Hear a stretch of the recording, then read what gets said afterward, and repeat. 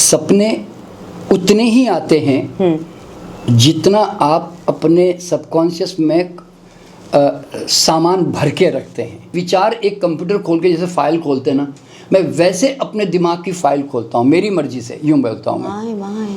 Unconsciously आपके विचार चलते रहते हैं, सबकॉन्शियस बनता रहता है, सपने फालतू आते रहते हैं। तो आपकी ये जो कहानी है ना, कभी समाप्त नहीं होगी। अगर आपके अंदर डर चल रहा है तो डर से रिलेटेड सपने ज़्यादा आएंगे आपको, ठीक है। इस तरह से हिमालय में बैठा हुआ एक आध्यात्मिक कोई संत, वो क्या विचार करेगा? खाने का कोई वहाँ पे खाने की कोई इच्छा है नहीं, वासना कोई है नहीं, धन कोई है नहीं, संसार समाज कोई है नहीं, कुछ वहाँ पाना नहीं है, कहीं जाना भी नहीं है, वहाँ की जगह कहीं वहाँ ऐसा नहीं कि यहाँ से वहाँ घूमने निकल जाऊँ, वो भी नहीं है जी। तो मतलब वहाँ विचार करने की जब चीज़ें ही नहीं है तो फिर उसके सपने भी क्यों आएंगे? सवाल ये पैदा होता है ना। बिल्कुल ठीक। वो तो मतलब यहाँ भी शून्य, अगर कॉन्शियस शून्य है तो समझो सबकॉन्शियस भी शून्य है, यूँ समझ लो आप। कई बार हमारे सप्रेस्ड इमोशंस और फ्रस्ट्रेशंस होते हैं, वो उसमें रिलीज हो रहे होते हैं सपनों के अंदर। पहली बात, हम वो चूँकि हमारी आकांक्षा है इसलिए हम उसको देख रहे होते हैं उस समय सपनों में। आपसे संबंधित अगर कोई चीज़ है तो वो चीज़ें आपको पहले ही पता चल जाएगी। यानी कि आपके साथ एक आपकी कहीं जॉब लगने वाली है और आपको लगता है पता नहीं मुझे किसी ने इंटरव्यू में बुलाया और मेरा जॉब लग गया, मैं ऑफिस में काम करने लग गया, पर आपको लगता है यार अभी तो जॉब तो लगी तो नहीं फिलहाल तो मेरी, पर सडनली आपको लगेगा यार 15 दिन के बाद अचानक कॉल आ गया, मैं जॉब में लगा और एग्जैक्टली वही सिचुएशन मैंने देखी, जिसको हम डेजावू एक्सपीरियंस कहते हैं, है ना। डेजावू का मतलब है पहले ही मुझे महसूस हो गया था उसके बारे में और लगा ये पहले मैंने कभी देखा है। तो पहले कभी देखा है इसका मतलब क्या है? तुम्हारे सपने में ऑलरेडी आ चुका था। कई लोग ऐसे होते हैं ना, मेरा तो कृष्ण भगवान जाने जी, मेरा तो हनुमान है जी, मेरा दुर्गा है जी, मेरा जीसस क्राइस्ट है जी, कुछ भी, या मेरा अल्लाह जाने, जो भी जिसका धर्म है, तो वो समर्पित करके जीता और अपने आप को बीच में नहीं रखता ना, तो सचमुच यूनिवर्सली फिर गाइडेड होता है। क्यों? वो हर वक्त बार बार मन में क्या बोलता है?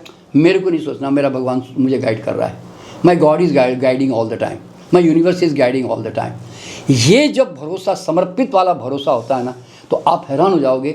ऐसे ऐसे आप जो इच्छाएं सपने देखते जाओगे ना, आपको यूनिवर्सल गाइडेंस मिलने लग जाएगा आपको। जो लोग भक्त लोग होते हैं ना, उनके काम अपने आप बनते चले जाते हैं। मैं बता रहा हूँ आपको। मैं वो क्या मालूम है, जिसका जितना पेट खराब होता है ना, उसको उतने ही ज़्यादा गंदे सपने आएंगे। गंदे सपने बोलते हैं नाइटमेयर्स जो बोलते हैं, ऐसे डरावने से सपने, वो उतने ही उसको आएंगे जितना उसका पेट खराब। नमस्कार, मंथन में आप सभी का स्वागत है। हमारी जो आसपास की दुनिया है और स्वयं हमारा जीवन बहुत रहस्यों से भरा हुआ है। अब देखिए ना, जो हमारे सपने हमें आते हैं, जो कि हमारे अपने हैं, हम उसे ही डिकोड नहीं कर पाते। कई बार हम समझने की कोशिश करते हैं कि ये सपने हमें क्या कुछ इशारा कर रहे हैं। आप में से कई ऐसे लोग होंगे जिनके सपने सच हो जाते हैं और तब आप भी डर जाते हैं कि ऐसा क्या कि मेरे सपने सच होने लगे हैं, क्या ईश्वर का कोई इशारा है? अब सपनों को डिकोड करने की आज हम कोशिश करेंगे। आज हम ये जानने की कोशिश करेंगे क्या इसका पास्ट लाइफ से कोई कनेक्शन है। और जब मैं पास्ट लाइफ की बात करती हूँ तो सिर्फ एक नाम है जो आप सबके जहन में आ जाता है, वो है डॉक्टर एन.के. शर्मा जी का, जो कि पास्ट लाइफ रिग्रेशनिस्ट होने के साथ ही साथ रेकी के प्रकांड हीलर हैं। सर वेलकम, नमस्ते। नमस्कार सर, बताइए ना, सपने आप देखते हैं? हाँ, सपने तो अपने आप नेचुरली आते ही हैं, सबको भी आते हैं। अच्छा, आपको भी आते हैं? हाँ, मुझे लगा कि आप पास्ट लाइफ रिग्रेशनिस्ट है तो अपने सपनों को आप कंट्रोल कर लेते होंगे। हाँ नहीं, लेकिन इसमें क्या है कि योगिता जी के सपने उतने ही आते हैं जितना आप अपने सबकॉन्शियस में सामान भर के रखते हैं। अच्छा, ये बहुत इंपॉर्टेंट बात बता रहा हूँ मैं आपको। जैसे मैं एग्जांपल दे रहा हूँ, हाँ। भगवान बुद्ध को सपने नहीं आएंगे, वो खाली है। वो खाली है। भगवान महावीर को सपने नहीं आएंगे। तो जो व्यक्ति जागृत अवस्था में चला गया और उसने अपने सारी प्रतिक्रियाएं, अपने अटैचमेंट, अपनी महत्वाकांक्षाएं, अपने स्केल्स जितने लेके बैठा रहता ना, दुनिया को मतलब मापता रहता है, और तो विचार करने के लिए उसके पास सामग्री चाहिए, ठीक है ना। तो अगर विचार है और कई तरह के तुम्हारे जीवन में इच्छाएं हैं, सपने हैं, आसक्तियां हैं, महत्वाकांक्षाएं हैं, स्केल्स है, तो फिर तुम्हारा दिमाग 24 घंटे उसके बारे में सोचेगा ना, हाँ। उसको लेकर विचार तो करेगा ना। एक अहंकार भी सजा रहे हो तो उसको लेकर विचार तो करोगे ना जी, है ना। हाँ। तो जितने ज़्यादा आप विचारों को एकत्रित करते हैं, देखिए जनरली यूँ साइंस कहती है कि एवरेज हम 70,000 से ज़्यादा हम विचारों को अपने दिमाग में रखते हैं। ये रोज की बता रहे हैं? हाँ, रोज़ क्या बता रहा हूँ मैं। तो उसमें 80% जो विचार होते हैं वो नेगेटिव होते हैं हमेशा। हाँ सर। हाँ, क्योंकि आदमी है ना, और ये ह्यूमन फितरत है, समझ लो कि आदमी पॉजिटिव तो थोड़ा लिमिटेड सोचता है, नेगेटिव सबसे पहले सोचता है। और समझे ना। तो इसीलिए, और वो कोई स्वाभाविक भी है, कोई गलत भी नहीं है, वो तो फिर हमें ट्रेन करना पड़ता है पॉजिटिव होने के लिए भी, यूँ समझ लो आप। ठीक है, हाँ, सही कह रहे हैं। तो इसीलिए विचार मैंने ये अनुभव किया। देखिए जब मैं बहुत ज़्यादा शुरुआत के जीवन में, जब मैं ये करना है वो करना है, ये जाना उधर जाना, जब मैं चाहना करता था, महत्वाकांक्षाएं थी, इच्छाएं थी, तो उस समय फिर रात को भी सपनों में फिर वही भागदौड़ जो है नज़र आती थी, महसूस होती थी। तो इसका मतलब है सबकॉन्शियस माइंड से सपनों का ज़्यादा कनेक्शन होता है। अच्छा। तो अचेतन मन कैसे बनता है? आपके कॉन्शियस माइंड से, जब आप उसको ओके करके एंट्री दे देते हो। आप जब तक कॉन्शियस माइंड में हो, देखिए कॉन्शियस माइंड हमारा है ना एक सिक्योरिटी गार्ड की तरह है। वो तभी किसी को एंट्री देता है जब आप उसको पसंद करते हो। तो अभी कोई मिठाई पसंद आ गई, आपने और बड़ा मज़ा आया यार खा के, माइंड में घुस गई। आपने कोई एक्सीडेंट देखा, आपने लोगों को जाके 2-4 लोगों को बताया, वो आपके माइंड में बैठ गया, मेमोरी में चला गया। तो होता क्या है कि तो विचार करने के लिए आपके सबकॉन्शियस माइंड में बहुत अच्छी खासी लाइब्रेरी होनी चाहिए, जो बचपन से कई सालों से हम इकट्ठा कर रहे होते हैं। समझे ना। तो वो लाइब्रेरी आप जैसी सो जाओगे ना, तो फिर आपकी normal physical activity, mental activity तो कम हो जाती है, लेकिन आपकी अंदरूनी जो लाइब्रेरी है फिर वो सक्रिय होके कौन सी फाइल कब खुल जाए ये हमें पता नहीं होता, क्योंकि उस समय आप किस चीज़ के ऊपर ज़्यादा ध्यान दे रहे हो, क्या परेशानी में हो, तनाव में हो, चिंता में, वो अकॉर्डिंग टू वो फाइल खुल जाती है, यूँ समझ लें आप, सपनों में। तो इसीलिए ये मैंने अनुभव किया, बता रहा हूँ आपको, कि जब मैं शुरुआत में इस तरह के विचार और सपने देखता था, तो धीरे धीरे जैसे से मैंने मतलब विपश्यना साधना, कई तरह की जो माइंडफुलनेस प्रैक्टिस जो मैंने की, और धीरे धीरे मैं साक्षी भाव में आना शुरू हुआ, और फिर मैं ये साइंस समझ गया कि विचार आते ही क्यों है। क्योंकि देखिए सवाल क्या होता है, सपने तो मेरे सबकॉन्शियस माइंड के लाइब्रेरी से पैदा होंगे, तो मेरे विचार ही क्यों आते, ये मैंने जब जानने की कोशिश की तो मुझे पता चला कि भाई मेरे अंदर है ना बहुत सारी पेट्रोल की टंकियाँ हैं, उसके अंदर आग लगती रहती है, बाहर की चिंगारियाँ आकर।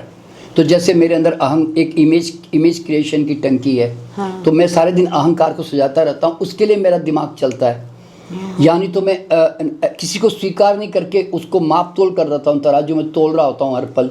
हाँ। उसको अस्वीकृति कहते हैं। जी। तो यहाँ तो मैं उसमें काम कर रहा होता हूँ। या मेरा विचार किसी चलेगा, कोई मैं एक्सपेक्टेशन लेकर सारे दिन दुनिया की तरफ झांके जा रहा हूँ, अपने परिवार की तरफ और मतलब दोस्तों की तरफ, हर तरफ, तो अपेक्षा का कटोरा लेके बैठा हुआ हूँ।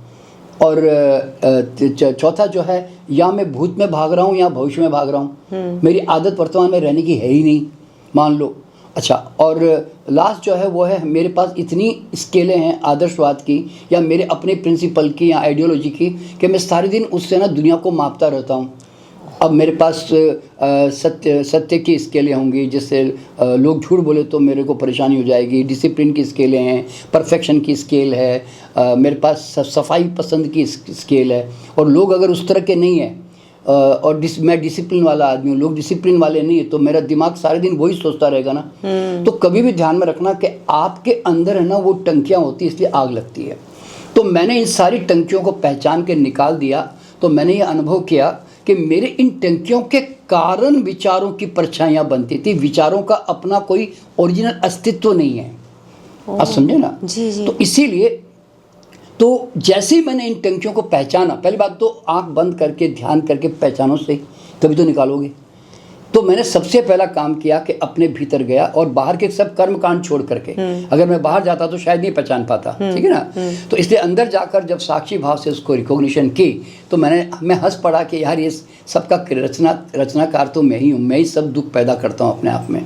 तो निकालते क्या हुआ, विचारों की जो परछायाँ बनती थी ना वो खत्म हो गई। अब जैसे विचारों की परछायाँ खत्म हुई मैं शून्य अवस्था में चला गया। तो मैंने ये अनुभव किया कि आपका सपने उतने ही आपको आएंगे जितने आपके दिमाग में विचारों का अस्तित्व होगा। आप समझे ना। अब देखिए ये बहुत यूनिक बातें, ये शायद दूसरे सामान्य लोग शायद बात ना कर पाएं, बिल्कुल ठीक, क्योंकि अब ये मेरा पर्सनल अनुभव इसलिए मैं बता पा रहा हूँ, ठीक है ना। तो आप विचार को निकाल दो, क्योंकि विचारों के कारण सबकॉन्शियस में मेमोरी बनती है, सबकॉन्शियस में इम्प्रिंट होते हैं। तो अगर आपने अभी अभी वर्तमान में आपने प्रतिक्रियाएं करनी बंद कर दी, आपने सप्रेशन करना बंद कर दिया, आपने फ्रस्ट्रेशन करना बंद कर दिया, आपने क्रोध करना बंद कर दिया, आपने वासनाएं बंद कर दी, चिपकाव बंद कर दिया, तो फिर सोचने को कुछ रहा ही नहीं ना मेरे पास। अब मैं सोचूं क्या, आप समझे ना। तो निर्विचार जो अवस्था कहते हैं ना, जो जनरली ध्यान की अवस्था में कई लोग महसूस करते हैं, तो इसीलिए अगर सबकॉन्शियस माइंड में आपके कोई लाइब्रेरी बनेगी ही नहीं जब नया विचार ही नहीं मेरा विकसित हो रहा है। मैं तो विचार अब मेरी मर्जी से मैं कर रहा हूँ। जैसे मुझे अगर विचार करना है ना, तो मैं अभी मान लीजिए आपने कहा शर्मा जी आप वेट कीजिए थोड़ी देर, अब मैं यहाँ बैठूंगा ना तो मेरा दिमाग ऐसा किसी में भी नहीं भाग रहा होगा। क्यों, मैं कहाँ भागूं, मतलब कोई मुझे प्लान है मेरे दिमाग में, या मुझे कोई प्रोग्राम बनाना है या कहीं जाना है, तो मैं उसके ऊपर सोचता हूँ कि अच्छा मैं इतने बजे निकलूँगा ऐसे। तो मैं तब विचार करता हूँ, यानी कि विचार एक कंप्यूटर खोल के जैसे फाइल खोलते हैं ना, मैं वैसे अपने दिमाग की फाइल खोलता हूँ मेरी मर्जी से, यूँ बोलता हूँ मैं। तो हर आदमी अपने विचारों का मालिक बन सकता है, जो जनरली नहीं बनता। तो मैं कहता हूं कि आप अपने विचारों के मालिक बन सकते हो, पर कब, जब आप होश में आकर आप मालिक बन जाते हो अपने खुद के। तो यहाँ पे तो क्या होता है, अनकॉन्शियसली आपके विचार चलते रहते हैं, सबकॉन्शियस बनता रहता है, सपने फालतू आते रहते हैं। तो आपकी ये जो कहानी है ना कभी समाप्त नहीं होगी। तो इसलिए सपने हमेशा उसको आते हैं जिसके दिमाग में बहुत सारा कूड़ा करकट, अच्छा बुरा कूड़ा करकट भी भरा हुआ है, समझे ना जी। इस तरह से।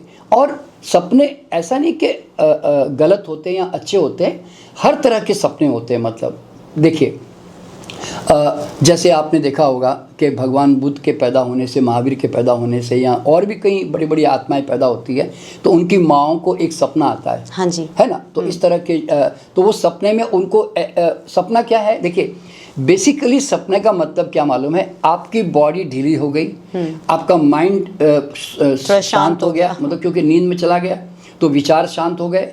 तो अब आपकी चेतना है ना 3 डायमेंशन से निकलकर 4th डायमेंशन में पहुंच जाती है, जिसको हम आकाशिक रिकॉर्ड कहते हैं, जिसको हम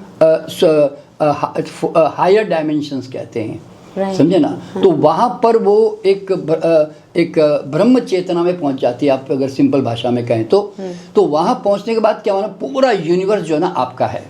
तो वहाँ पर आप जो आपका प्रोमिनेंट प्रॉब्लम इस वक्त चल रहा होता है माइंड में, आपकी नौकरी को लेकर, पैसों को लेकर, परिवार को लेकर, या कोई चिंता को लेकर, कोई या कुछ अचीवमेंट करना है तो डिज़ायर को लेकर, तो उसी से रिलेटेड एनर्जी के साथ है ना आपका कनेक्शन होने लगता है, समझे ना। देखिए in what frequency you are vibrating, you will be connecting to those energies in the universe only. आप समझे ना। हाँ। तो इसलिए सपनों में क्या होता है कि आप जिस तरंगों में कंपित हो रहे होते हो उसी तरंगों के साथ आप जुड़ते चले जाते हो आप। तो इसीलिए सपनों में क्या होता है, आपसे संबंधित मतलब वो आप देख रहे होते हो कि मैं किसी ऑफिस में गया हुआ, मेरा काम हो गया, या मेरा काम नहीं हुआ, अरे मुझे किसी ने मुझे गाली दे दी, मुझे झगड़ा हो गया, कुछ भी। तो आप उससे रिलेटेड चीज़ों को ज़्यादा देखते हो, ठीक है ना, पहली बात। अगर आपके अंदर डर चल रहा है तो डर से रिलेटेड सपने ज़्यादा आएंगे आपको, ठीक है, इस तरह से। अगर आपकी कोई चाहना है तो चाहना से संबंधित सपने आएंगे आपको, कि आप फ्लाइट में जा रहे हो, आप अमेरिका जा रहे हो, आप कोई नौकरी करने जा रहे हो, कुछ भी ऐसे। तो आपकी जो इंटरनल जो सप्रेस्ड डिज़ायर होती हैं, फ्रस्ट्रेशंस होते हैं, फियर्स होते हैं, फोबियास होते हैं, वो सब सपनों में ना, वो सब उसके साथ आप कनेक्ट करने लग जाते हो। अच्छा, अब यहाँ पे क्या होता है कि चूँकि आप ऊपर 4th डायमेंशंस में हो, तो आपके सपने है ना रैंडमली चल रहे होते हैं। अच्छा, कभी ये सपने आ रहे होते हैं, कभी वो वाले सपने आ रहे होते हैं, समझे ना? शिफ्ट हो जाते हैं हाँ, सपनों शिफ्ट में होते रहते हैं, हाँ। सब माइंड शिफ्ट होता रहता है। तो वो शिफ्ट इसलिए होता है क्योंकि वहाँ पे है ना आपके पास कोई एक ही विचार नहीं है कि जिससे एक के साथ ही कनेक्ट हो। आपके अंदर 50 दिमाग में प्रॉब्लम चल रही होती है, समझे ना? तो इसके कारण उस तरह के विचारों के साथ आपका कनेक्शन होता रहता है, इसलिए वो एक प्रकार से जंपिंग चलती रहती है सपनों में, ठीक है? तो लेकिन जैसे जैसे आप मन की स्थिरता में आते हैं ना, मन शांत होने लगता है, स्थिर होने लगता है, विचार आपके विचारों की जो गति भी कम हो गति जाए, है वो थोड़ी कम होने लगती है। तो फिर धीरे धीरे आपका मन भी है ना शांत होने लगता है, और शांत होता है तो फिर नींद आपकी गहरी होती है। आप समझे ना? तो कई बार हमें नींद में मतलब जो सपने देखे भी होते हैं कि नहीं ये भी याद नहीं होता। हाँ, नहीं वो याद वो जो याद, देखिए आपका सपना जो है ना एक थीटा लेवल हम कहते हैं। जैसे हमारी ब्रेन की 4 फ्रीक्वेंसी होती है, जिसको हम कहते हैं beta, alpha, theta, delta, 4 frequency को मान के।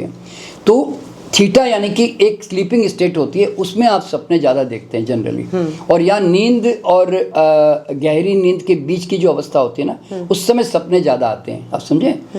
गहरी नींद का जो समय होता है ना हमारा नींद का, वो बहुत कम पीरियड होता है। आपने कभी नोट किया होगा, रात के 1 से 3, 4 के 5 के बीच में ज़्यादा गहरी नींद होती है जनरली। मतलब 12-1 बजे के बाद से 1-2 बजे के बाद जब आपकी नींद आती है ना, वो फिर इतनी गहरी होती है। और चोर भी वही समय चुनता है जानबूझ करके भी, क्योंकि उसको मालूम है कि इस समय कि वो कितने भी ताले तोड़े वो करें, उसको आवाज़ नहीं आएगी, ऐसे बोलते हैं ना। और गहरी नींद में ना हम कुछ महसूस नहीं कर पाते हैं, इसलिए वो सपने याद नहीं रहते, समझे ना?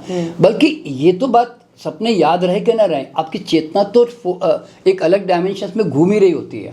अच्छा, मतलब अगर हमें सपने नहीं भी याद हो तो भी हमारी चेतना ऊपर गई होती है, घूम रही होती है, जैसे आपने कहा आकाशिक रिकॉर्ड्स खोल के चेक कर रही होती है। नहीं, इसमें देखिए क्या होता है कि 2 अवस्था है कि सामान्य आदमी का तो दिमाग सपनों में जाएगा ही, क्योंकि अभी वो आध्यात्मिक स्तर पर इतना ऊंचा उठा नहीं है कि जिससे वो विचार बंद कर दें अपने। आप समझे ना? पर जिनके विचार बंद हो जाते हैं ना, देखिए अभी क्या होता है, जैसे अभी मान लीजिए जो बड़ी बड़ी आत्माएं होती है, आध्यात्मिक आत्माएं जिसको तो ऐसी जो आत्माएं होती है ना, ये आत्माएं इनके चूंकि पास विचार नहीं है, इसलिए इनके पास सपने भी नहीं है। हाँ। ये बहुत बड़ी बात है अपने आप में। बिल्कुल ठीक। विचार उतने ही हैं आपके जितना आप जितना समाज और दुनिया में जुड़े हुए हो। अब देखो ना, अब एक बताइए, हिमालय में बैठा हुआ एक आध्यात्मिक कोई संत, वो क्या विचार करेगा?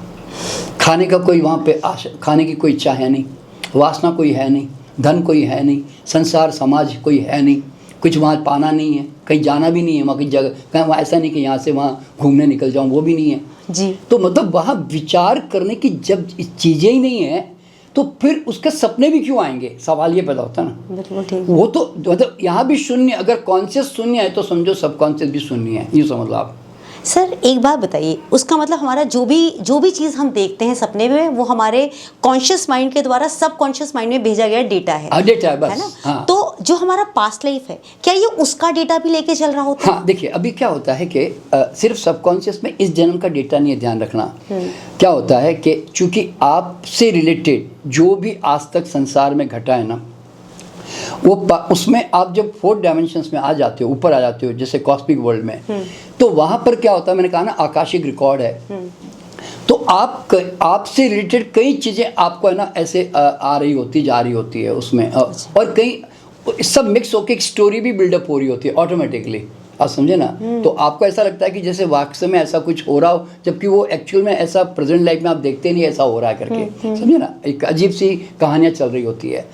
तो इसमें पास्ट लाइफ से भी कनेक्टेड होता है, क्योंकि पास्ट लाइफ से क्या होता है कि कई बार पास्ट लाइफ के ग्लिम्पसेस आपके अंदर आ जाते हैं। आप समझे ना? जैसे मैं कहीं सैनिक था और मैं किसी से लड़ाई कर रहा था और उसने आके मेरा गला काट दिया, ऐसा है ना आपको सपने में महसूस होता है। तो आपको लगता है पता नहीं है, मैं तो कभी सैनिक के बारे में सोचा ही नहीं, मैंने तो कभी ऐसा दिमाग में भी नहीं, मेरे को पता नहीं ऐसे क्यों सपना आ गया। तो आपको नहीं मालूम कि आप है ना आपसे कनेक्टेड, आपके जो अनेकों पास्ट लाइफ थे, आप उसके साथ आप कनेक्ट हो जाते हो उस समय, इसीलिए वो आपके विज़न में फ्लैश होने लग जाता है। अब समझे ना। तो ऐसे कई बार क्या होता है, देखिए यूँ समझ लें कि हमारी जो चेतना एक बार ऊपर आ गई ना, बॉडी माइंड रिलैक्स होने के बाद, तो फिर इन एनी डायमेंशन, और सबसे बड़ी बात क्या मालूम है, जितने भी पूर्व जन्म आज तक हुए और जितने भी फ्यूचर होने वाले हैं, वो कहीं डिस्टेंस नहीं है, कहीं जाना नहीं है, सब कुछ यही है। मतलब अगर उसको 1000 साल पीछे जाना है तो भी यही है, 1,00,000 साल पीछे जाना है तो भी यही है, उसको 100 साल 500 साल बाद आगे जाना है तो भी यही है। वो अगर आगे का भविष्य देखना तो यही है। यानी कि ऊपर जो है ना, ऊपर टाइम स्पेस और गैप नहीं है, यानी कि समय सीमा क्षेत्र नहीं है वहाँ पे। अब समझे ना। तो इसलिए एवरीथिंग इज हियर। इसलिए तो सपनों में 1 सेकंड में तुम कभी उधर भाग जाते हो, कितनी टाइम लगती है। आज हमारा मन अगर यहाँ बैठ के अमेरिका में अपनी बहन के बारे में सोचा, फिर नहीं मेरी बम्बई वाला भाई, तो 1 सेकंड में तुम्हारा माइंड भागता है ना, कितनी देर लगती है। बस समझो ऊपर भी उतनी देर लगती है। तो विचारों के लिए ना हमारे कहीं जाना नहीं पड़ता, we don't have to travel there. तो ऊपर जो है ना, टाइम ट्रैवलिंग जैसा वर्ड नहीं है। और समझे ना, टाइम तो ह्यूमन बीइंग के लिए होती है ना। टाइम जो है वो कोई जो चीज़ें गतिशील होती है, टाइम उनके लिए होती है। अभी एग्जांपल दे रहा हूँ, ये दीवार है, आप पैदा हुए और आप चले गए, तो आपने क्या बोला, टाइम पास हो गया। टाइम तो पास हुआ ही नहीं, टाइम तो ये दीवार थी, ये तो उधर की उधर ही थी, तुम पास हुए ना भाई। ओह, सो डीप। नहीं, आप जरा सोचो, you came into this world and you passed away. भाई तुम आए और तुम चले गए। सूरज उगा, ऐसे उगा और ऐसे चला गया। तो ये सूरज मूवमेंट में है, चांद मूवमेंट में है, तुम मूवमेंट में हो। तो चीज़ें जब गतिशील होती है तभी तो टाइम का आभास होता है ना। तो समय जो है इस संसार में एज सच ओरिजिनल देखा जाए तो टाइम स्पेस जो नहीं है वास्तव में एक ऊपर के डायमेंशंस में, तो वहाँ गति नहीं है ना। तो वहाँ पे क्या होता है, आप 1 सेकंड में हजारों जन्म इधर ऐसे जंप पट करके कर सकते हो आप। यानी हम टाइम ट्रैवल कर सकते हैं। टाइम ट्रैवलिंग वर्ड कहा ना मैंने, नहीं है। टाइम ट्रैवलिंग नहीं है। You can jump into any time period, मैं यूँ कह सकता हूँ। क्वांटम जंप ऐसे बोल सकते हैं। ये क्वांटम जंप ही तो है बेसिकली। तो इस तरह से क्या होता है कि आप है ना, वहाँ पे रेंडमली हो रहा होता है, क्योंकि वहाँ पे ना कोई ड्राइवर नहीं है आपका। पास्ट लाइफ में क्या होता है, मैं जब पास्ट लाइफ में लेके जाता हूँ तो मैं उसका गाइड हूँ, मेरी मर्जी वाली साइट सीइंग कराऊंगा। क्योंकि मैं वहाँ पे उसको गाइड कर रहा हूँ ना, और मैं उसको इंटेंशन दे रहा हूँ, मैं उसको विचार दे रहा हूँ जो उसके उस समय माइंड में नहीं था है ना। मैं कहूँगा आपको अपना घर देखना है, मैं अगर ऐसे कहूँ तो अब उसकी चेतना उसका घर ही देखेगी और कुछ नहीं देखेगी। क्यों, मैं अब गाइड बन गया यहाँ पे। मैं कहता हूँ कुतुब मीनार जाना है, नहीं लाल किला जाना, मान लो ऐसे बोल रहा हूँ, तो फिर वो उतना ही देखेगा। तो इसीलिए पास्ट लाइफ में क्या होता है, हम गाइड कर रहे होते हैं, इसलिए उस डायमेंशंस में जहाँ उसको जाना है वो वहाँ पे जाके आ जाता है। ठीक है। तो सपने में भी क्या होता है, वो वहाँ पे ऐसे अनेकों रेंडमली कहीं भी जंप कर रहा होता है, यूँ समझ लो पहली बात। तो देखिए सपने बहुत तरह के होते हैं। पहली बात तो हमारे अपने ही भीतर के सबकॉन्शियस माइंड से कनेक्टेड सपने होते हैं। अधिकतर हमारी अधूरी वासनाओं का रिफ्लेक्शन भी होता है कई बार, है ना। जैसे मुझे खाना नहीं मिला तो मैं खाना कहीं खा रहा हूँ, बढ़िया सा खाना मिल रहा है मुझे। सेक्स है तो सेक्स को लेकर सोच रहा है, या कोई धन को लेकर तो धन को सोच रहा है। तो कई बार हमारे सप्रेस्ड इमोशंस और फ्रस्ट्रेशंस होते हैं, वो उसमें रिलीज हो रहे होते हैं सपनों के अंदर। पहली बात, वो चूँकि हमारी आकांक्षा है इसलिए हम उसको देख रहे होते हैं उस समय सपनों में। ठीक है, पहली बात। दूसरा सपना जो आता है ना, उसमें क्या होता है कि आपको इंट्यूटिवली गाइडेंस मिलता है आपको। यानी कि आप जब उस ब्रह्म चेतना में आ जाते हो ना, एक सुपर हाई डायमेंशंस में, तो वहाँ पर क्या होता है, आपसे संबंधित अगर कोई चीज़ है तो वो चीज़ें आपको पहले ही पता चल जाएगी। यानी कि आपके साथ एक आपकी कहीं जॉब लगने वाली है, और आपको लगता है पता नहीं मुझे किसी ने इंटरव्यू में बुलाया और मेरा जॉब लग गया, मैं ऑफिस में काम करने लग गया, पर आपको लगता है यार अभी तो जॉब तो लगी तो नहीं फिलहाल तो मेरी, पर सडनली आपको लगेगा यार 15 दिन के बाद अचानक कॉल आ गया, मैं जॉब में लगा। और एग्जैक्टली वही सिचुएशन मैंने देखी, जिसको हम डेजावू एक्सपीरियंस कहते हैं, है ना। डेजावू का मतलब है पहले ही मुझे महसूस हो गया था उसके बारे में, और लगा ये पहले मैंने कभी देखा है। तो पहले कभी देखा है इसका मतलब क्या है, तुम्हारे सपने में ऑलरेडी आ चुका था। इसलिए मुझे तो ये एक्सपीरियंस बहुत से लोगों को होता है। नहीं, सबको होता है। अरे देखिए, हर एक की चेतना सोने के बाद तो यूनिवर्स में जाती है ना भाई। तो इसलिए आपके कई इंट्यूशंस आपको आते भी हैं। आपने कई बार देखा होगा, पता नहीं मैंने सपने में मेरे दादाजी को एकदम मरे हुए देखा मैंने। तो आपको कई दिन पहले, महीने पहले आपको लगा यार ऐसा क्यों सपना आया, फिर बाद में पता चलता है कि अचानक 3-4 महीने के बाद या 6 महीने के बाद में दादाजी की जो डेथ हो गई मान लो। तो ऐसे किसी की डेथ के बारे में जानकारी मिलती है। कई बार आपको लगता है यार कहीं पर एक आग, कई बार आपसे संबंधित नहीं भी है ना तो भी आपको इंट्यूटिवली सपने भी आते हैं। जैसे आपको लगा पता नहीं मैंने किसी जंगल में बहुत बड़ी आग देखी, उसमें कई लोग भाग रहे थे, मकान जल रहे थे, फिर अचानक एक दिन आप टीवी पे जब देखते हो तो पता चलता है अरे यही तो आग मैंने देखी थी अपने सपने में। तो क्या होता है, देखिए सिंस यू आर अप, कौन कौन से किसी जगह पे कुछ और भी घट रहा होता है ना या होने वाली घटना है तो वो आपको इंट्यूटिवली अंतर प्रेरणा से पहले ही आपको दिख जाती है, यूँ समझ लें। इसलिए सपने जो है ना जहाँ ऐसे भी अस्त व्यस्त भी आते हैं ना वहाँ पर इंट्यूटिवली भी आते हैं, अंतर प्रेरणा वाले भी आते हैं, उसमें बहुत कुछ गाइडेंस मिलती है। देखिए आपने महसूस किया होगा कि अधिकतर जितने भी बड़े बड़े कलाकार होते हैं ना, चित्रकार होते हैं, लेखक होते हैं, राइटर्स होते हैं, आपने देखा होगा उनको कई चीज़ें ना सपनों में आई। अब जैसे संगीतकारों ने, मुझे संगीतकारों के बारे में मैं जानता हूँ कि वो कहते हैं कि धुन सपने में आई हाँ। और वो तुरंत आँख खोल के उठ के ना तुरंत बनाने लग जाते हैं। तो उनको क्यों सपने में आई, क्योंकि वो है ना कई घंटों से उसी धुन को लेकर लगातार वाइब्रेट होते जा रहे थे, यार क्या बनाऊं, ऐसे धुन बनानी है, और वो समझ में नहीं आ रहा था, कॉन्शियस माइंड से वो है ना कुछ बन नहीं पा रहा था। तो सडनली जैसे वो नींद में घुस जाते हैं या ट्रांस में घुस जाते हैं, उनकी चेतना बाहर निकल जाती है और वो यूनिवर्स से, वो इंट्यूशन से वो प्राप्त कर लेते हैं, समझे ना। तो इस तरह से क्या होता है कि तो हमारे मैक्सिमम जो कलाकार लोग हैं ना उनको ऊपर से आया बोलते हैं ना, तो वो इंट्यूशन हमेशा यूनिवर्स से उनके साथ जुड़ रहा होता है, ये समझ, यानी कि उनकी चेतना वहाँ पे जुड़ रही होती है, इसलिए वहाँ से उनको गाइडेंस मिल रही होती है इस तरह से। तो पर ये गाइडेंस है ना बहुत कम लोग ले पाते हैं, लेकिन हाँ। जिनको अगर समझ में आ जाए कि मैं अपने माइंड के बजाय मैं यूनिवर्सल विजडम के साथ जुड़ूं, तो उसके लिए अगर वो परमात्मा को समर्पित करके जीता है, जैसे कई लोग ऐसे होते हैं ना, मेरा तो कृष्ण भगवान जाने जी, मेरा तो हनुमान है जी, मेरा दुर्गा है जी, मेरा जीसस क्राइस्ट है जी, कुछ भी, या मेरा अल्लाह जाने, जो भी जिसका धर्म है, तो वो समर्पित करके जीता और अपने आप को बीच में नहीं रखता ना, तो सचमुच यूनिवर्सली फिर गाइडेड होता है। क्यों? वो हर वक्त बार बार मन में क्या बोलता है, मेरे को नहीं सोचना, मेरा भगवान मुझे गाइड कर रहा है, my God is guiding all the time, my universe is guiding all the time. ये जब भरोसा, समर्पित वाला भरोसा होता है ना, तो आप हैरान हो जाओगे, ऐसे ऐसे आप जो इच्छाएं सपने देखते जाओगे ना, आपको यूनिवर्सल गाइडेंस मिलने लग जाएगा आपको। मतलब जैसे हम अपने आप को बीच में लाते हैं तो वो गाइडेंस कट जाता है। आप तो लिमिटेड हो ना भाई, आप तो छोटे से हो, राई के दाने हो, आप तो, आपका तो कोई अस्तित्व ही नहीं है। तुम इतने ब्रह्मांड के अंदर अपने आप को तुम छोटा समझ के छोटी बात ही सोचोगे ना, तो ब्रह्मांड तो तुम्हें बड़ा देना पसंद भी करता है, पर कहता तुम तो इतने छोटे बनकर अपने आप को कैद करके बैठ गए हो अपने कॉन्शियस माइंड के अंदर, समझे ना आप। तो इसीलिए क्या होता है, जो लोग भक्त लोग होते हैं ना, उनके काम अपने आप बनते चले जाते हैं। मैं बता रहा हूँ आपको मैं, ठीक है। देखिए मैं एक एग्जांपल दे रहा हूँ। वैसे मेरे पिताजी हमेशा साधक रहे हैं, पूजा पाठ में रहे हैं, मैंने पहले भी बताया था शायद। तो उन्होंने कभी भी है ना काम धंधा नहीं किया, कभी भी वो पूजा पाठ में रहते थे, उनके भक्त लोग आते थे उनके पास में, समझे ना।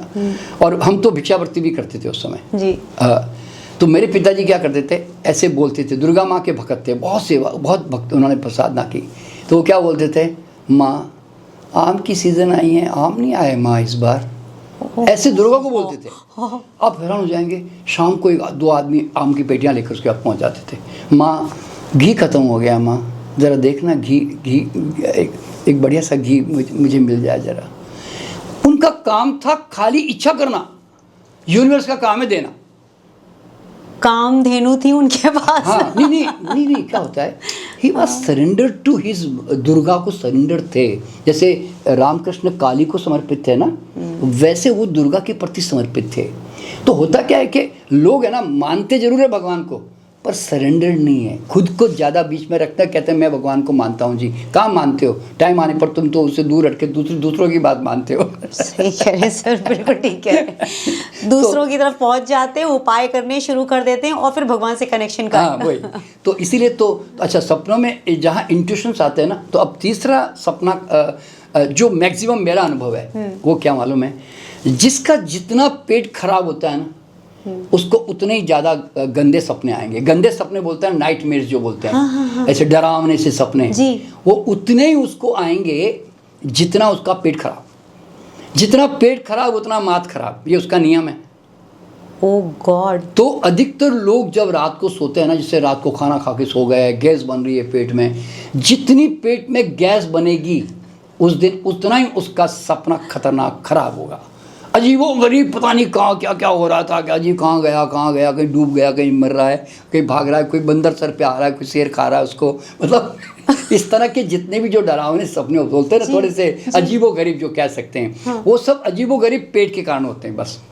ओह, मतलब इनका कोई कनेक्शन वैसे नहीं है? कुछ भी नहीं है, ये फालतू के सपने आते हैं। क्योंकि वो क्या होता है, आपका पेट जब खराब होता है ना, जो वहाँ पर तो हमारी जो इंटेस्टाइनल फ्लोरा है ना, वहाँ के बैक्टीरिया, वो एक अलग तरह के हार्मोन्स क्रिएट करते हैं, तो वो इल्यूजन्स पैदा करते हैं वहाँ पे हमारे माइंड में। तो वो क्या होता है कि आपके ब्रेन सेल को है ना स्टिमुलेट करता है, और स्टिमुलेट करके ना ब्रेन सेल, वायु जो होती है ना, जो बॉडी में घूमती है, तो स्टिमुलेट करके आपको पता नहीं क्या क्या क्या क्या दर्शन करवा देती है।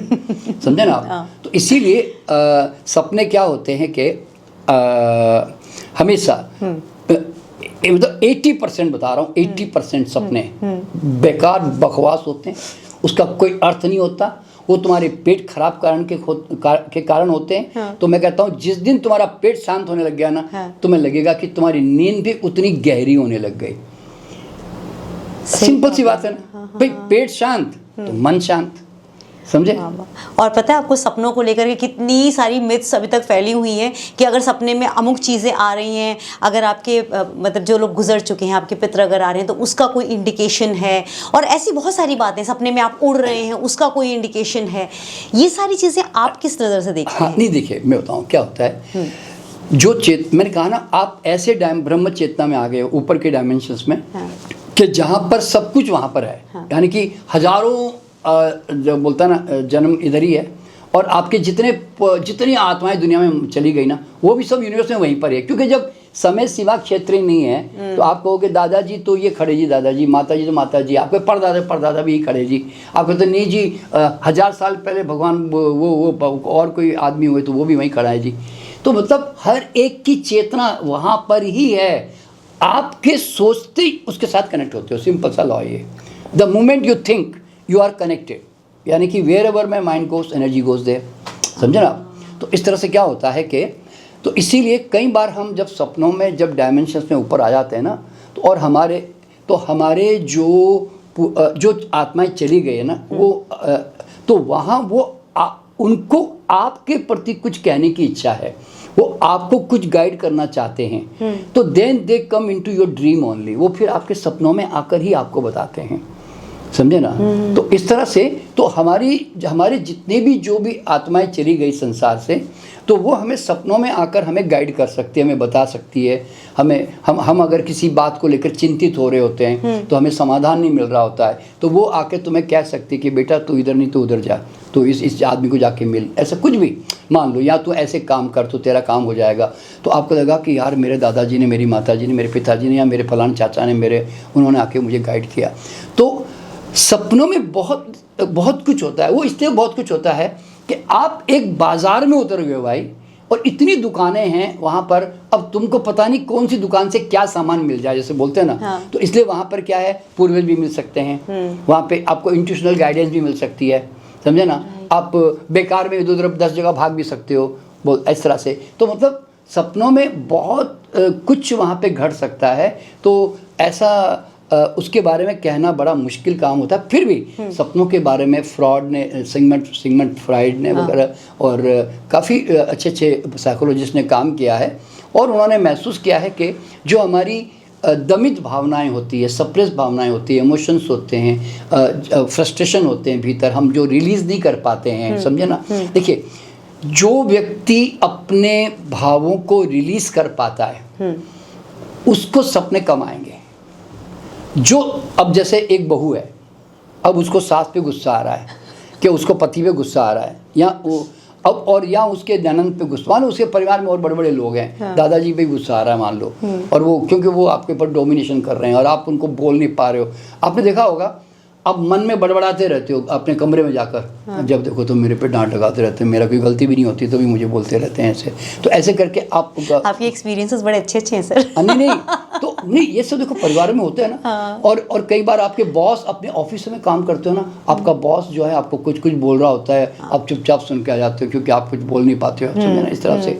तो ऐसे लोग जो होते हैं ना, इनको इस तरह के इनको फिर इस तरह के सपने आएंगे क्योंकि he could not release his emotions, समझे ना। तो सपनों का इससे बहुत बड़ा लेन देन होता है। अब देखिए मैं एग्जांपल दे रहा हूँ, जो झोपड़पट्टी के लोग होते हैं, जो मजदूर किस्म के होते हैं, जो अभी बिल्कुल दिमाग कोई ज़्यादा नहीं लड़ाते, ये लोग सहज जीवन जी रहे होते हैं। यानी कि कैसे, हालांकि वो अच्छा बुरा अब हम नहीं मानते, वो सहज है। कैसे, उनको गुस्सा आया, जोर से बोल दिया, चीख लिया, चिल्ला लिया, गाली दे दी, थप्पड़ मार दी, या झगड़ा कर लिया, और या रो लिया जोर से। तो अब यहाँ पे क्या हुआ, एमोशन का मतलब क्या, एनर्जी इनटू मोशन।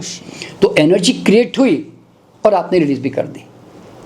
तो अब आपके अंदर स्टोर नहीं हुई, आप समझे ना। देखिए यहाँ आपने एक भद्दी गाली दे दी, जबरदस्त भद्दी गाली, आपको लगा हाँ रिलीज कर दिया मैंने, क्योंकि गाली देना भी अपने आप में एक इमोशन रिलीज है बेसिकली, ठीक है। तो अगर कोई रिलीज कर देता है ना, तो उसके मन में क्या है सोचने को, जरा सोचो भाई। कोई अंदर तुझे बांधने गांठ तो बांध के रखी नहीं ना, ये तो गांठ बांधी भी नहीं, उससे तो रिलीज कर दी। जैसे बोलते हैं कई लोग बोल देते हैं मुंह से, फिर बाद में दिमाग में चलता भी नहीं उनके कुछ भी। उन्होंने बोला मुझे बुरा लगा, मैंने बोल दिया जी उसको मैंने। सर हम जैसे लोग ना बोलने के बाद और पछताते हैं, कह रहे बोला क्यों। एटिकेट्स और शरीफ लोग जो होते हैं ना, जो सज्जन लोग होते हैं ना, मुझे लगता है इनको ज़्यादा खतरनाक सपने आएंगे। क्यों मालूम है, they suppress too much by their discipline, their etiquettes. वो सज्जनता के चक्कर में लोग मेरे बारे में क्या सोचेंगे, गलत ना सोचे, हमारे गलत ना सोचे, मैं तो शरीफ आदमी हूँ, मैं ऐसा थोड़ी अभी ऐसा थोड़ा बिहेव कर सकता हूँ। तो आप है ना एक ओरिजिनल सहज भाव में नहीं रहते हो, जो आपके अंदर ओरिजिनली आ रहा है। आप है ना नाटकीय ज़्यादा होने लग जाते हो, समझे ना। तो जो आदमी जितना नाटकीय होगा ना जीवन में, आप समझना उसका दिमाग उतना खराब भी रहेगा भीतर से। सर जितनी कड़वी बात अभी आपने कही ना, उतनी सच्ची बात है ये। नहीं ये साइकोलॉजिकल फैक्ट है ना भाई, कि if you create a emotion you release it.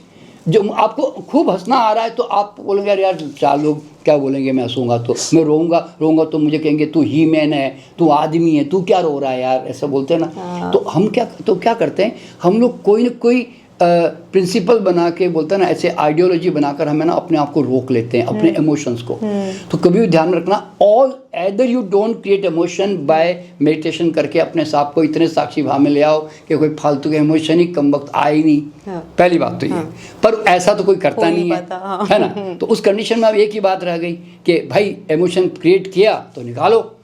अच्छा अब सवाल क्या होता है, आप कहोगे साहब ऐसे निकालते रहे तो पिटते रहेंगे हम। बॉस को मैं चाटा मार दूंगा, अपनी सास को मैं गुस्सा मार दूंगा, तो भाई मैं ऐसे कैसे रिलीज करूं। तो इसलिए सप्रेस तो करना पड़ता ना भाई। तो इसमें कोई शक नहीं है कि अब जब हम दुनियादारी में समाज में जीते हैं तो हमें अपने इमोशन सप्रेस करने ही पड़ते हैं। और ये एक सामाजिक बुराई है, मैं ऐसे कहता हूँ, ये सामाजिक प्रॉब्लम है। अब इससे आदमी बच भी नहीं सकता ना। अब देखो मैं एग्जाम्पल दे रहा हूँ, अब महाभारत में भी अगर मान लो, देखिए अब कृष्ण जैसा व्यक्तित्व है, तो वो अगर दुर्योधन एक गलत गाली दे रहा है, किसी के बारे में कुछ गलत बोल रहा है, अब जैसे दुशासन जैसे उसने गाली दी कृष्ण को मान लो, तो अब कृष्ण चुपचाप मुस्कुरा के सुनते रहते हैं। वो चूँकि साक्षी भाव में, इसलिए उनको फर्क नहीं पड़ रहा है ना। लेकिन तो अब किसी भी समय में आप देख लो, कहीं ना कहीं तो आपको समाज में जीना ही पड़ेगा और आपको अपने अंदर सप्रेशन करना ही पड़ता है, क्योंकि वो सामाजिक नियम है ना भाई, आप उससे कैसे भाग सकते हो। आज अगर मुझे भी कोई चीज़ बुरी लग रही है या मैं कुछ बोलना चाहता हूँ जोर से, तो मैं अब भीड़ बैठी है तो मैं जोर से तो बोलूँगा नहीं ना, धीरे से इशारे मैं भी बोलूँगा नहीं लोग क्या बोलेंगे भाई, तो लोग क्या कहेंगे का तो भूत हर एक के दिमाग में होता ही है भाई, है ना। तो नहीं वो स्वाभाविक भी है। तो इसीलिए क्या होता है कि तो तो कहने का मतलब है जो चीज दब जाती है वो उभर के आती है, सिंपल सी बात है। सपनों में ना। बस सर तो फिर जो हमारा पूर्वार्ध है, मतलब जो पूर्व जन्म है, हाँ। तो उसकी भी तो बहुत सारी गांठें होंगी, है ना? ये पूर्व जन्म देखिए, हमारा भगवान ने या समझो यूनिवर्स ने एक ऐसा सिस्टम बनाया है कि पूर्व जन्म की यादें जो है ना वो हमारे साथ ज़्यादा रहती नहीं है।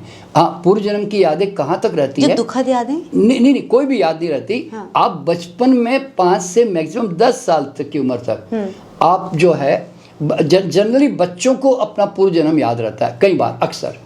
इसलिए जितने भी पूर्व जन्म के रिकॉर्डेड केसेस है ना वर्ल्ड में, सारे बच्चों वाले वो हैं। सारे बच्चों के हैं मैक्सिमम, ठीक है। और दूसरी बात क्या है, कई बार 15-20 साल की उम्र में देखिए क्या होता है, जब आप 15-20 साल की उम्र में पहुंचते हो ना, तब तक तो आपके नए अनुभव कितने बन चुके होते हैं बचपन से अब तक, है ना। भाई 15 साल का इतना और ज़्यादा लाइब्रेरी बन गई अब, तो वो पुरानी लाइब्रेरी को कौन टटोलेगा। और आ भी गई ना तो आप उसको कैजुअल मान के चलोगे। पता नहीं क्यों आ गया मेरे माइंड में। अगर मान लो आपको कोई सपने में आपका कोई पास्ट लाइफ दिख भी गया ना, तो आप उसको केयर नहीं करोगे। आपको लगता है आते रहते जी ऐसे फालतू के सपने, मेरे को तो ऐसे बोलते हैं ना, तो फिर you don't care for that, समझे ना, इस तरह से। तो इसीलिए बाकी नहीं तो कई बार हम पूर्व जन्म में जंप करते ही हैं। ऐसे कई बार आपको लगता है कि मैंने अपने आप को एक दाढ़ी बाबा के रूप में देखा, मैं कहीं आश्रम में बैठा हुआ हूँ, वहाँ साधना कर रहा हूँ, तो आपको लगा मैं तो इस जन्म में आध्यात्मिक हुई नहीं यार, पता नहीं कैसे वहाँ पे आ गया मेरे माइंड में, मान लो। पर आप जब पूर्व जन्म में जाओगे तो पता चलेगा कि आप किसी जन्म में ऐसे रहे, मान लो। तो पास्ट लाइफ में जाकर उसकी कनेक्टिविटी मिल सकती है। अगर हम किसी को पूर्व जन्म में लेके जाएं ना, और वो उसने सपने अगर उसने लिख के रखें कि भाई मैंने ये सपने देखे हैं, तो फिर वो अगर वो पास्ट लाइफ में गया और मैं अगर उससे पूछूं कि पहला जन्म देखो, दूसरा जन्म देखो, तीसरा जन्म देखो, तो और उसके साथ फिर वो अगर मैच का होता है, तो समझना कि वो उसके अंदर पास्ट लाइफ के ग्लिम्पसेस आए थे। पर जरूरी नहीं है कि पास्ट लाइफ के ग्लिम्पसेस बड़े होने के बाद फिर नहीं आते ज़्यादा। सर जैसे आप पास्ट लाइफ रिग्रेशन करते हैं तो लोगों के बड़े सारे ट्रॉमास होते हैं जो पास्ट लाइफ से जुड़े हुए होते हैं। कुछ लोग आपसे आके ऐसा डिस्कस करते हैं कि जो सपना देखते हैं वो उनका कुछ ट्रॉमेटिक इंसिडेंट्स आपको मिलता है उनके पास्ट लाइफ में। 100%। देखिए क्या होता है कि आज आपके जीवन में देखिए मेरे पास तो अब इतने 46,000 लोगों को मैं अब तक जो लेके जा चुका हूँ, तो उसके अंदर मैंने इतने तरह तरह के उनके ट्रॉमास देखे हैं। जैसे मैं एग्जांपल देता हूँ, देखिए कितने तरह के ट्रॉमा बता रहा हूँ जो पास्ट लाइफ से ही कनेक्टेड होते हैं। जैसे एग्जांपल, आपको लिफ्ट में जाने को डर लगेगा। हाँ, कुछ लोग होते हैं आपको, हाँ, जो ऊपर जाओगे तो ऊपर ऊंचाई से डर लगेगा। कईयों को है ना अंधेरे कमरे में अकेले छोड़ दो डर लगता है, उनको अंधेरा अच्छा नहीं लगता, ठीक है ना। कई लोगों को क्या होता है कि नहीं कार चलाने को ही डर लगता है, उनको तुरंत एक्सीडेंट की एकदम फीलिंग आ जाती है कि ठुक जाएगा कहीं पर, तो उसका भी पिछले जन्म से कनेक्शन होता है, ठीक है ना। ऐसे ये सब मैंने देखा है, मतलब बता रहा हूँ। तो जो जैसे कोई ऊंचाई से पहाड़ से गिरा तो इस जन्म में उसको ऊंचाई का डर रहेगा। अगर उसका पिछले जन्म में कार से एक्सीडेंट हुआ या ट्रक से किसी भी चीज़ से एक्सीडेंट हुआ, तो तो इस जन्म में उसको उस कार को चलाने में उसको वो सोचेगा कि मैं बच जाऊं कार चलाने से, किसी और को रख लूं मैं। तो इस तरह से उनके साथ ऐसा घटता है, ठीक है ना। कई लोगों को है ना पानी को देखते ही डर लगने लगता है, तो वो इसलिए कि वो उनका डूबकर किसी जन्म में मृत्यु हुई थी, तो उसके डूबने से उसके माइंड में जो है ना वो जल को लेकर उसके दिमाग में वो फियर बैठ गया उसके अंदर, इस तरह से। अच्छा, और कई लोगों को क्या होता है कि मतलब मैंने ऐसे ऐसे अनुभव देखे हैं कि मान लीजिए एक स्त्री अपने पिछले जन्म में अगर उसने ये देखा कि उसको बहुत तकलीफ हुई और उसको बहुत दुख पहुंचा, तो उसने मन में बार बार ये सोचा कि हे भगवान मुझे कभी औरत मत बनाना, मान लो उसने ऐसा सोचा, तो आप देखोगे कि इस जन्म में वो फिर पुरुष के रूप में आएगी। उसका कनेक्शन वहाँ से आता है फिर ऐसे, तो क्योंकि उसके मन में पुरुष है। अच्छा, मेरे पास देखो ऐसे बहुत सारे लोग आए जो क्या कहते हैं कि शादी नहीं करना चाहते।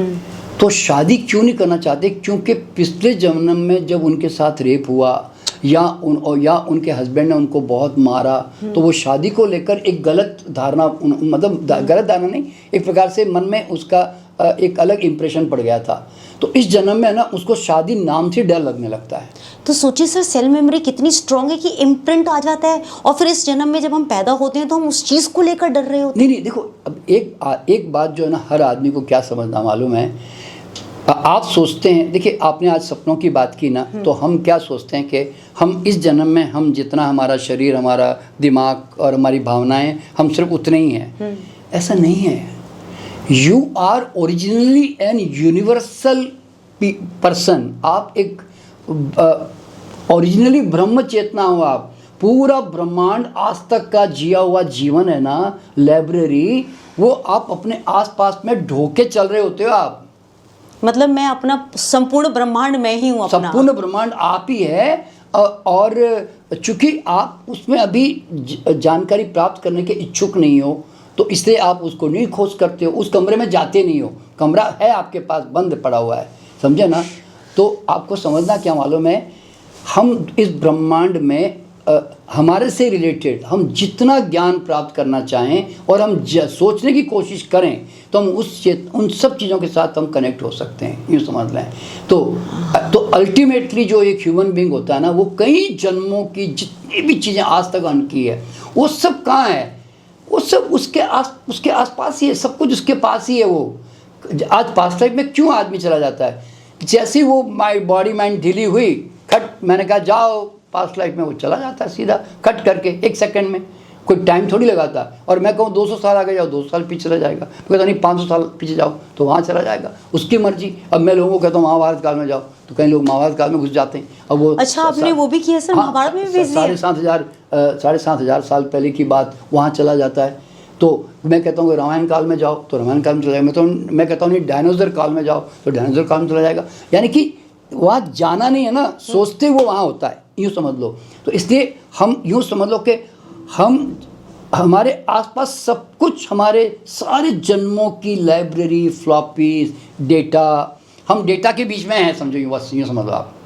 बस हम उस डेटा को खोल के चेक आपकी मर्जी है, आपको या तो ध्यान के अंदर या नहीं तो नींद के अंदर। अब नींद भी तो एक प्रकार का ध्यान ही है ना, जहाँ तुम बॉडी माइंड को ढीला छोड़कर अपने चेतना को खुला छोड़ देते हो, तभी तो सपना दिखते ना। तो ये भी एक प्रकार का। अब यहाँ पे क्या है, सपने में तुम इसलिए देखते हो सब कुछ क्योंकि वहाँ तुम बीच में डायरेक्टर नहीं हो। अब मैं यहाँ पे डायरेक्टर, अगर मैं ध्यान करके मैं अपने साक्षी भाव में आ गया और मैं डायरेक्टर बन गया, तो मैं मेरी मर्जी वाला भी ध्यान कर सकता हूँ। ध्यान रखना, देखिए क्या होता है, मैं एग्जांपल देता हूँ।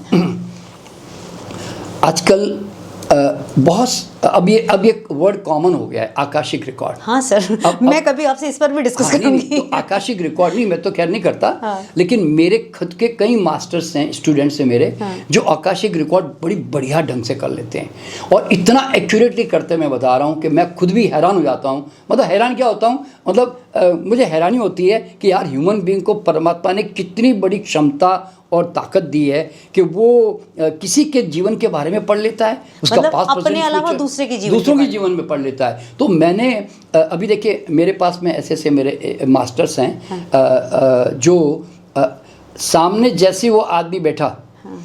बैठते है ना, उसकी आंखें है ना, उसको देखने के बजाय उसके आसपास के सब कुछ, उसको ऐसा लगता है इसने इसके भाई के पैसे खा लिए थे और उसकी ज़मीन हड़प ली थी, इसलिए आज इसको ये प्रॉब्लम आ रही है। उसको वो ऐसे सब दिखने लगता है, उसको फीलिंग आने लगती है। तो यानी कि उससे रिलेटेड जब वो उसकी फ्रीक्वेंसी में आता है ना, हाँ। तो उससे संबंधित जितनी चीज़ें हैं ना, पास्ट में, प्रेजेंट में, फ्यूचर में, वो सब उसको एकदम सामने स्टोरी की तरह आने लगता है। तो इसका मतलब क्या है, एवरीथिंग इज़ हियर ओनली। वो सूक्ष्म इंद्री चाहिए, सूक्ष्म चेतना चाहिए, तो फिर हम उसको पहचान सकते हैं। तो आकाशिक रिकॉर्डिंग करने वाले, देखिए गलत लोग भी हर फील्ड में होते हैं, इसलिए उन पे विश्वास नहीं करना चाहिए। पर सही लोगों को आपको मतलब अंदाज़ा लगाना पड़ेगा कि सही कौन है। तो ऐसे सही, मेरे पास तो ऐसे मास्टर्स हैं कि जो आकाशिक रिकॉर्डिंग करके आपके बारे में बता देंगे कि आपके साथ ये प्रॉब्लम इस वक्त क्यों आ रही है, क्योंकि उनको पूरी वो स्टोरी दिख रही होती है ऐसे। सर मैं एक चीज़ यहाँ पे पूछना चाहूँगी आपसे, चाहे वो पास्ट लाइफ रिग्रेशन हो या फिर आकाशिक रीडिंग हो या मेंटलिस्ट, जब किसी भी इंसान को देखते और पढ़ते हैं तो सर जो सामने बैठा है वो चाहे तो क्या बैरिकेडिंग लगा सकता है ताकि उसको कोई पढ़ ना सके? नहीं नहीं, वो ऐसा नहीं कर सकता, नहीं कर सकता। क्यों? वजह क्या मालूम है? वो देखिए, आप कितने भी बैरिकेडिंग लगा लें, आप लगा नहीं सकते, क्योंकि वो यूनिवर्सल है ना।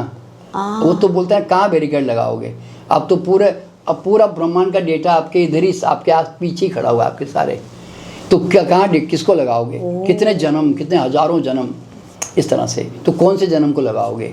वो तो आपके सारे दूसरे जन्म पढ़ लेगा, अगर एक जन्म मान लो कोई कर भी दे तो भी यूँ। तो इसलिए ऐसा कोई ब्लॉकेज कर नहीं सकता कोई। हाँ, इस विज्ञान को समझकर, एनर्जी के विज्ञान को समझकर अगर अपने चारों तरफ एक प्रोटेक्शन शील्ड क्रिएट करने का साइंस सीख जाएं, जो हम रेकी भी सिखाते हैं लोगों को, तो फिर कोई भी एनर्जी है ना उसकी एंटर नहीं कर सकती, क्योंकि वो एक प्रकार से जैसे सीता माँ का वो लक्ष्मण रेखा बनाई ना, तो वैसे आप भी अपने चारों तरफ लक्ष्मण रेखा बना सकते हो। फिर आपके ऑरा में है ना, कोई एंटर करना चाहे तो कर नहीं सकता, उसको लगेगा पता नहीं चल रहा, पता नहीं इसने कुछ ब्लॉक करके रखा है। ऐसा होता है, ऐसा हो सकता है। हाँ। पर ये एक ऐसी विद्या है जो मुश्किल से मेरे ख्याल से कुछ ही लोग जानते होंगे, यूँ मैं मानता हूँ। सर मैंने ये भी नोटिस किया है कि लोग ना बाकी सारे थेरेपीज और हीलिंग मोडालिटीज में जाते हैं, लेकिन रेकी अपने लिए करके अपने आप को शील और प्रोटेक्ट नहीं करते। नहीं करते। मतलब इसमें मुझे समझ नहीं आता कि भाई बिना प्रोटेक्शन के मत रेकी करो, मैं ऐसा कहता हूँ। कारण क्या है? You are connecting with other energies, तो उसके साथ आप जब मिंगल करते हो, मिक्स होते हो, तो उसकी एनर्जी का प्रभाव आपके बॉडी पे तो पड़ता ही है। लेकिन वो पड़ता कब है? जब आप प्रोटेक्शन नहीं करते हो, आप समझना, और आप इमोशनल होकर अटैचमेंट करते हो। तो इसलिए हम रेकी में कहते हैं कि हमेशा न्यूट्रल होकर रेकी करो। मैं माध्यम हूँ, मेरे द्वारा जा रही है, तो फिर आपको तकलीफ नहीं होगी।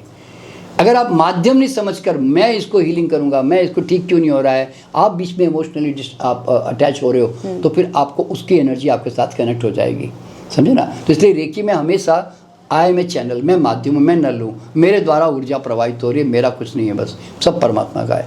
तो ये जो समर्पण भाव में जब करते हैं ना, तो फिर उससे फिर आपका उसके साथ अटैचमेंट नहीं होता। तो इसीलिए तो कहते हैं ना कि always surrender to the God.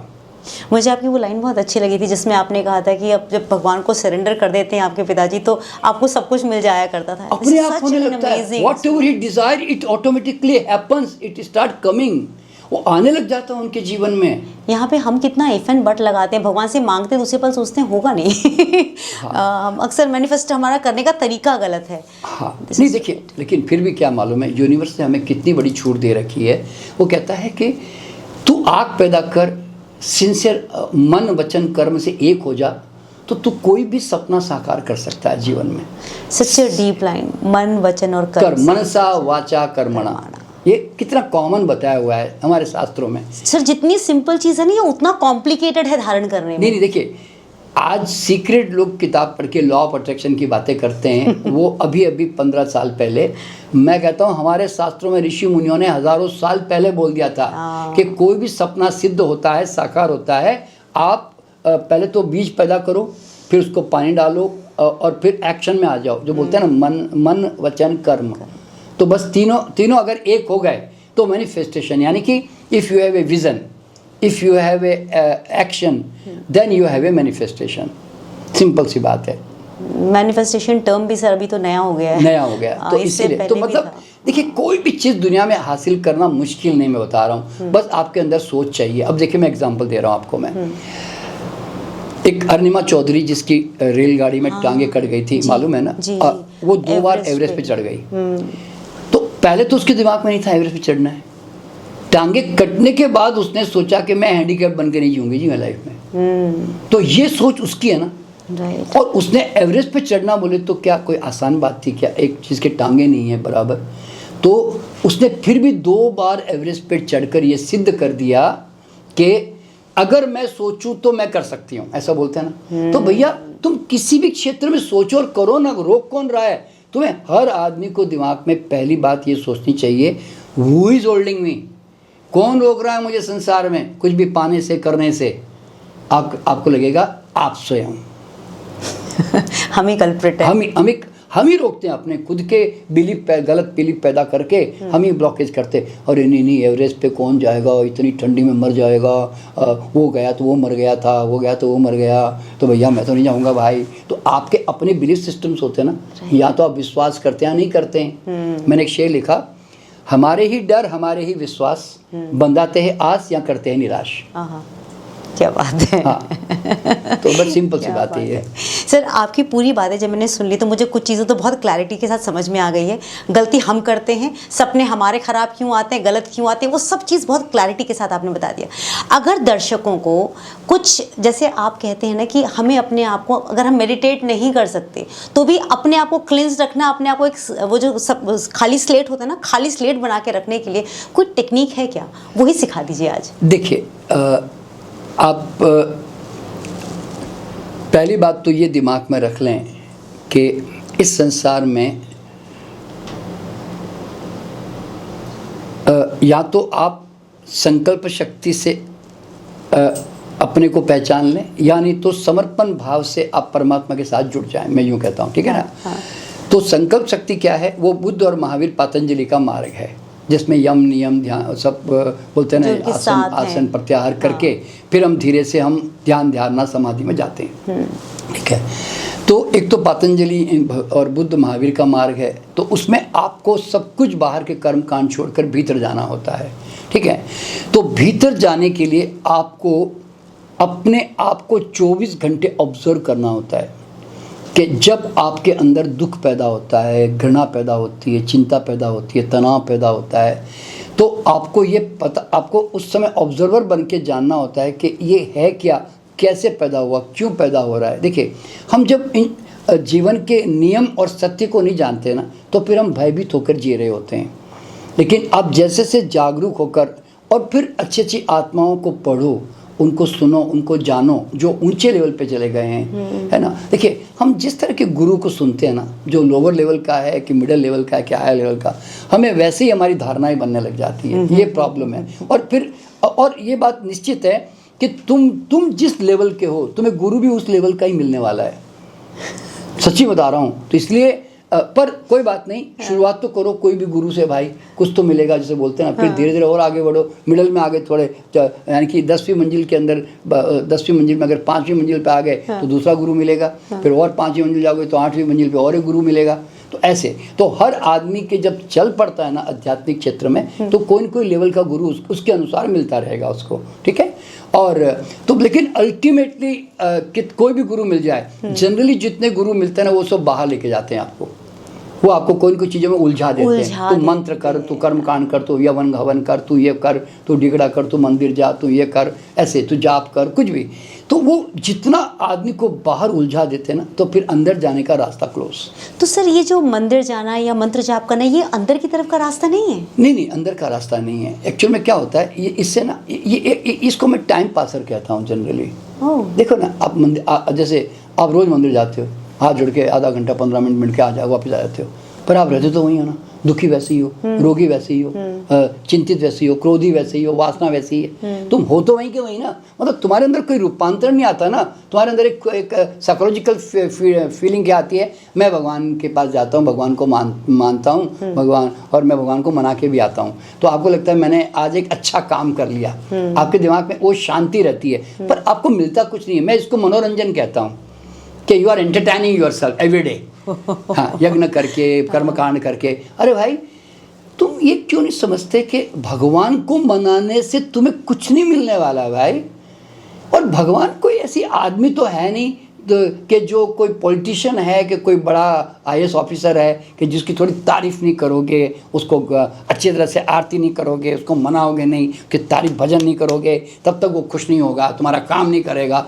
ये तुम्हारी छोटी सोच है। तुम भगवान को ना कोई पॉलिटिशियन मान के चलते हो। थोड़ा उसको तारीफ करो जी, ज़रा उसको कुछ दे दो जी, थोड़ी परिक्रमा करके आ जाऊँगी जी, थोड़ी मैं आपका ना जी 10 बार परिक्रमा लगाऊँ जी, तो मेरा काम करोगे ना। तो भगवान कहता है हाँ कर दूंगा जी, बिल्कुल। तो लोगों के ना बड़े भोले लोग हैं, मैं यूँ कहता हूँ बेचारे इनोसेंट है, ऐसी छोटी छोटी बातें सोचते हैं कि शायद मेरा भगवान ऐसा कुछ काम कर देगा।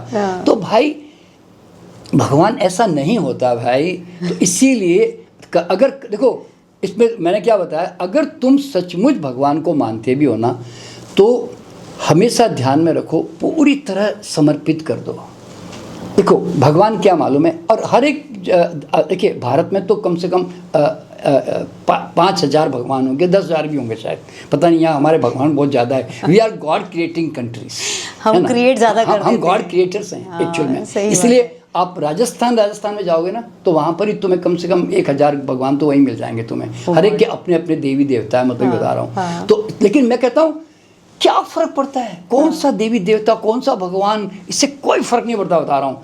ये खूंटियाँ हैं, खूंटियाँ जो होती है वो लटकने के लिए होती है। तो भगवान जो होता है ना, वो लटकने के लिए होता है। मैं कहता हूँ तुम जिसको भी पकड़ा है ना, तुम उस पर लटक जाओ पूरी तरह बस। लेकिन हम क्या करते हैं, टांगे ज़मीन से लगा के रखते हैं और हम कहते हैं आधा भरोसा तेरे पे, आधा मेरे पे। पूरा तो समर्पित नहीं करते। और खूंटी होती है, कहते हैं अरे भाई खूंटी पकड़ी तो लटक भाई। तो हम लटकने की कला नहीं सीखते। तो एक बात ध्यान रखना, जब तक तुम लटकोगे नहीं ना, चाहे गुरु हो, मैं कहता हूँ चोर गुरु भी होने, तो मैं कहता हूँ देखो चोर गुरु भी होता है ना, गुरु घंटाल, उसके ऊपर भी लटकोगे तो भी तरोगे, बता रहा हूँ मैं।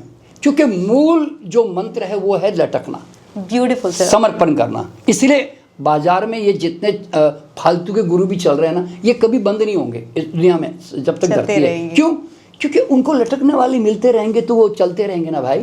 तो इसलिए खूंटी कहीं नहीं जाती, ध्यान रखना, खूंटी वहीं की वहीं होती है। खूंटी को कोई फर्क नहीं पड़ता, खूंटी लाल है, पीली है, लकड़ी की है, एल्यूमिनियम की है, उससे क्या फ़र्क पड़ता है? भगवान कौन सा, ऐसे क्या फ़र्क पड़ता है भाई? गुरु कौन सा, ऐसे क्या फ़र्क पड़ता है? तुम लटकने की कला सीखो बस। और जिस दिन तुम लटक जाओगे ना, तुम तर जाओगे, मैं यूँ कहता हूँ। तो इसीलिए समर्पण अगर भगवान को मानते हो तो मैं कहता हूँ पूरी तरह उस पर छोड़ो, समर्पित हो जाओ और हमेशा उसको गाइड बनाओ। जैसे मेरा कृष्ण गाइड है, मेरी दुर्गा गाइड है, बोलते हैं ना, ऐसे गाइड बनाओ भाई। वो तैयार है सेवा करने को, यूनिवर्स तैयार है सेवा करने को।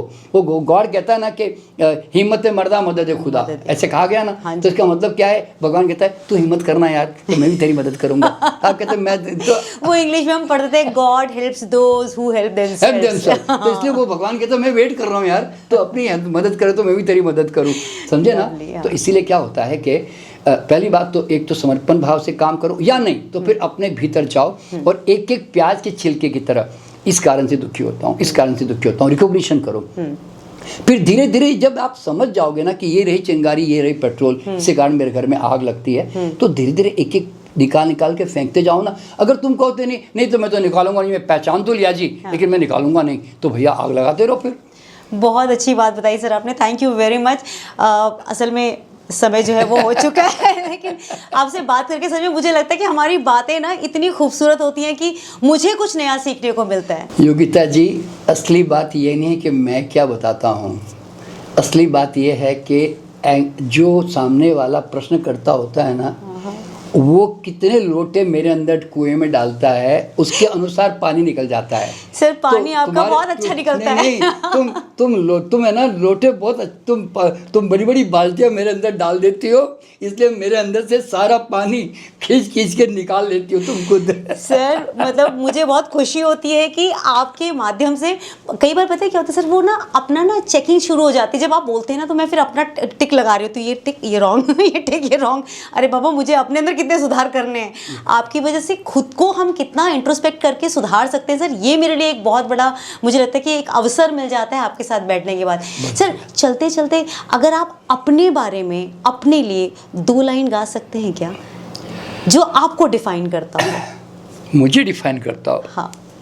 देखिए, वैसे तो मेरे जीवन में बहुत सारे गाने हैं जो मुझे इंस्पायर करते हैं।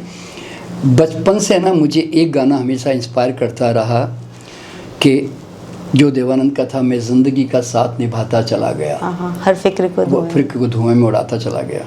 अब धुआं तो उड़ाते तो धुआं तो उड़ाता नहीं हूँ, पर मैं वो विचार को धुआं ज़बरदस्ती बना देता हूँ, ये समझ लो। तो उसमें एक गाना, उसमें एक वर्ड है, एक उसमें बहुत अच्छा प्यारा वर्ड है कि बर्बादियों का नहीं, गम और खुशी में फ़र्क न महसूस हो जहाँ, गम और खुशी में फ़र्क न महसूस हो जहाँ, न महसूस हो जहाँ, न महसूस हो जहाँ, मैं दिल को उस मकाम पे लाता चला गया, मैं जिंदगी का साथ निभाता चला गया। तो ये मेरा सूत्र है जो मैं हमेशा फॉलो करता हूँ कि गम और खुशी में फ़र्क ना महसूस हो जहाँ, मैं दिल को उस मकाम पे लाता चला गया। बर्बादियों का शौक मनाना फिजूल था, बर्बादियों का जश्न मनाता चला गया। देखिए मेरे घर में ना आज से कोई 30 साल 40 साल पहले बेडरूम में आग लग गई थी, पूरा बेडरूम जल गया। तो जल गया तो मुझे बेडरूम का जलने का दुख नहीं हुआ, मैंने तो उसमें फायर ब्रिगेड को बुला के वो तो कर दिया जो करना था। मैं बाहर बैठकर इस बात से परेशान हो रहा था कि अब लोग मुझे परेशान करेंगे आके, पड़ोसी वो सब आके कहेंगे शर्मा जी आपका घर जल गया, हमें बड़ा दुख हुआ। मेरे को तो दुख नहीं हुआ यार, मान लो। तो मैं तो उसी समय मैंने सोचा कि पड़ोसियों को क्या जवाब दूंगा यार, इनको सारे ये तो दुख आके दुख प्रकट करते रहेंगे मेरे सामने। तो मैंने कहा, तो मैंने उसी समय एक शेर बनाया कि उंगली अगर कट चुकी ये तो नहीं कयामत, उंगली अगर कट चुकी ये तो नहीं कयामत, खुदा का शुक्र कर के अभी हाथ है सलामत। अरे मैंने कहा यार ये तो ज़िंदगी के खेल है भाई, होते रहते हैं। अब पत्नी के साथ बैठ के एक्चुअल में 15 मिनट के बाद क्या प्रोग्राम बना रहा था मैं, अच्छा हुआ सारा जल गया, अब नया बेडरूम एक अच्छे डिज़ाइन वाला बनाएंगे अब इस बार। तो देखो मेरा जीवन को देखने का तरीका इस तरह का है, क्योंकि इसलिए वो गाना है ना कि बर्बादियों का जश्न मनाना फिजूल था, बर्बादियों का जश्न मनाना फिजूल था, मनाना फिजूल था, बर्बादियों का जश्न मनाता चला गया। मतलब बर्बादियों का शोक मनाना फिजूल था, सॉरी गलती हो गई मेरे से, बर्बादियों का शोक मनाना फिजूल था, बर्बादियों का जश्न मनाता चला गया। इसीलिए मैं जब दुनिया से जाऊंगा ना तो मैं भी उस सब पूर्ण ढंग से मरूंगा, ऐसे पीछे रोने वाले लोग छोड़ के नहीं जाऊंगा, हंसने वाले लोग छोड़ के जाऊंगा। सर मुझे तो आपकी बातों से ऐसा लग रहा है कि जीवन को भी एक सेलिब्रेशन की तरह आप लेते रहे और मौत के लिए भी एक सेलिब्रेशन वाला शब्द इस्तेमाल कर रहे हैं आप। इस दुनिया में दुखी होने को कुछ भी नहीं है, सब दुख के कारण तुम्हारे मन के भीतर है भाई। बस deep sir, thank you sir, thank you very much. ऐसे ही आप कुछ ना कुछ नया बताते रहा कीजिए और हमारी आंखें खोलते रहिए। Thank you very much. चलिए बहुत अच्छी बात है।